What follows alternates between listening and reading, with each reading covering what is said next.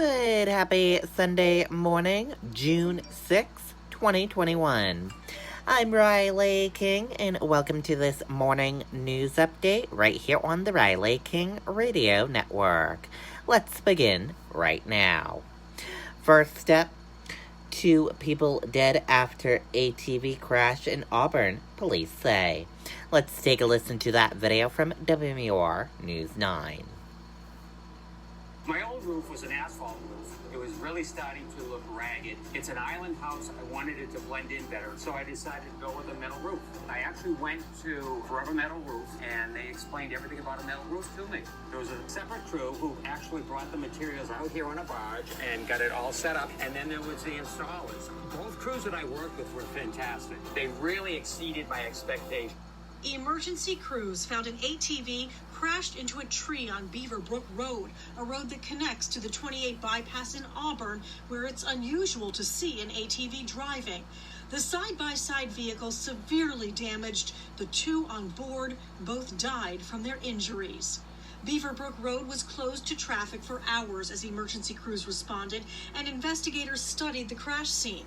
This comes on a busy weekend for riders. The New Hampshire Off-Highway Vehicle Association, known as NOVA, says there's been a surge in riders since the pandemic started. We are already seeing just a huge amount of people, a lot of people coming from all over New England to enjoy New Hampshire. NOVA connects more than 24 off-road vehicle clubs in the state and reminds riders that children 12 to 18 or anyone without a driver's license must get a safety certificate. Suggests riders take the New Hampshire Fish and Game's free online safety course and look for trail patrols hosted by clubs. Those are groups of people that are out there on the trail to educate the riders and help them out on the trails. Here in Auburn, a tragic start to the weekend. The road where the crash happened is open again, but police continue to investigate.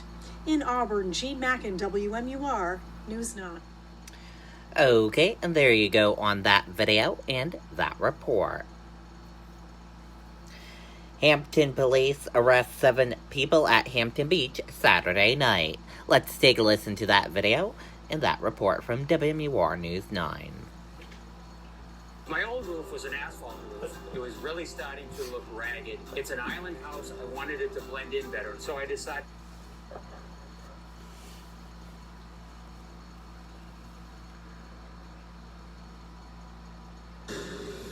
People filling Hampton Beach during a hot New Hampshire weekend, but the crowds don't completely go away when the sun fades.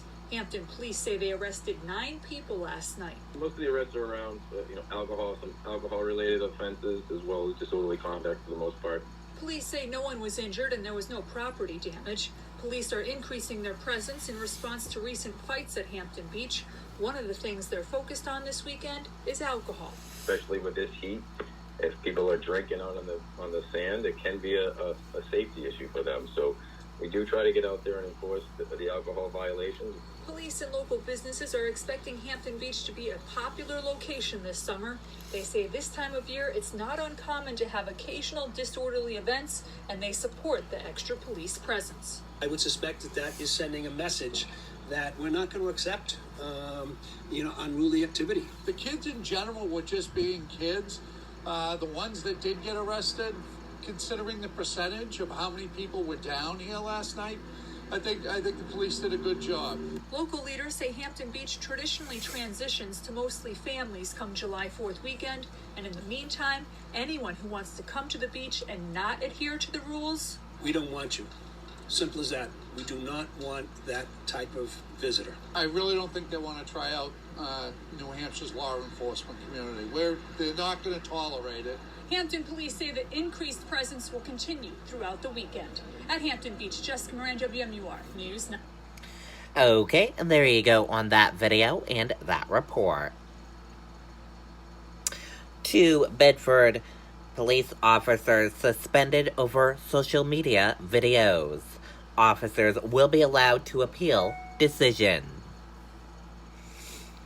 2 Bedford police officers were suspended following an investigation into inappropriate on-duty posts to the social media site TikTok. In a statement, Bedford Police Chief said one officer received an unpaid 22 working day suspension. A second officer was placed on an unpaid 8-day suspension. Both officers will also have to complete training on culture awareness, diversity, and impolite bias. Neither officer was identified. The investigation began in April after a video posted to TikTok referenced criticism of police in the wake of shootings during traffic stops and other police calls. The video had captured how the media/liberals want the police to be. It showed an officer in uniform and possibly in a police cruiser pretending to respond to calls and asking people to not shoot or stab other people. When they didn't comply, the officer drove away. The department also investigated a second video that had been reported. This behavior on social media ran contrary to the expectations and requirements of a sworn police officer and damaged the confidence, trust, and respect in the Bedford Police Department by the community, the police chief said. The culture of the professionalism, empathy, caring for a community by our officers, and their desire to provide our citizens with the very best public safety service should not be judged by this. The department's collection bargaining agreement allows disciplined officers to appeal their suspensions if they wish, the police chief said.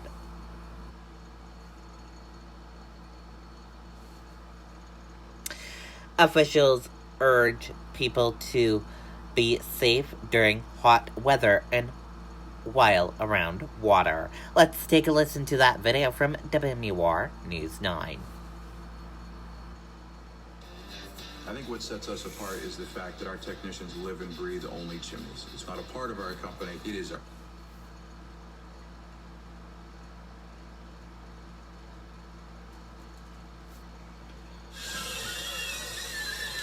Summer fun in the city this weekend. Manchester's DuPont Splash Pad packed with kids cooling off and enjoying the hot day. Mother Nature is blasting the Grand Estate with heat and humidity for the next several days. Crystal Lake Beach is also open, but with a warning. Unfortunately, we do not have lifeguards on duty this weekend at Crystal Lake Public Beach, but there will be recaids available and the public bathhouse is open. The state's COVID vaccine sites staffed with medical personnel in case someone isn't feeling well, but officials say it was relatively slow at the SNHU location on Saturday.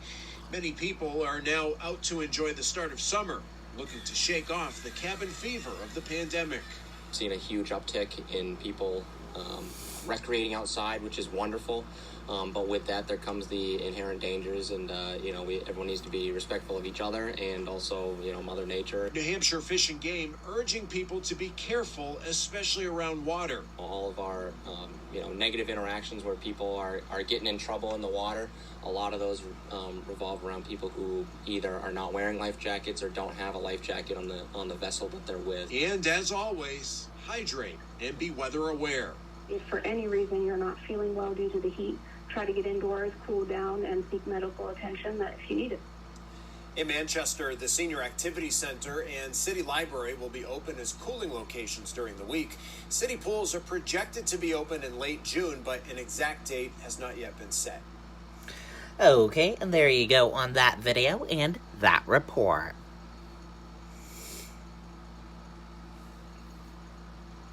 Wheelchair basketball tournament raises money to help people with disabilities.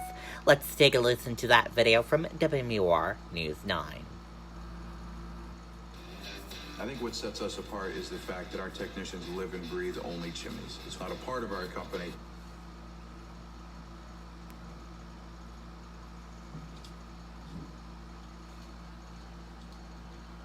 the first time in its 10-year history, a major New Hampshire fundraiser moved outside today. A big crowd gathered for the Hoops on Wheels tournament at Memorial Field in Concord. 18 teams played more than 30 games of basketball, but everyone had to compete in a wheelchair regardless of whether or not they use one every day. Money raised supports Granite State Independent Living. These funds will go directly into programs that affect me and over 800 other people in the state of New Hampshire. We do access modifications, so modifications inside the home or outside the home, so that people can get in and out of their home. We do transportation. We help people get back to work after they've had a spinal cord injury. It's warm for June 5th, but so far, I love it outside. I think it's been a blast. Yeah, they had a lot of fun today, and each team that competed raised at least $1,000. Okay, there you go. Looks like an awesome event there.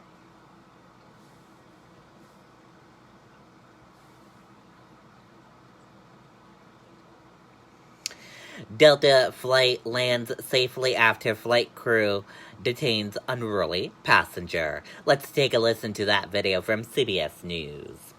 Some people say our trade-in process feels too easy. They can't believe it's 100% online. There's been more bad behavior in the skies. Tonight, the FBI is looking into the actions of a passenger who forced a Delta Airlines jet to make an emergency landing in Albuquerque. CBS's Michael George reports. They were supposed to fly from Los Angeles to Nashville.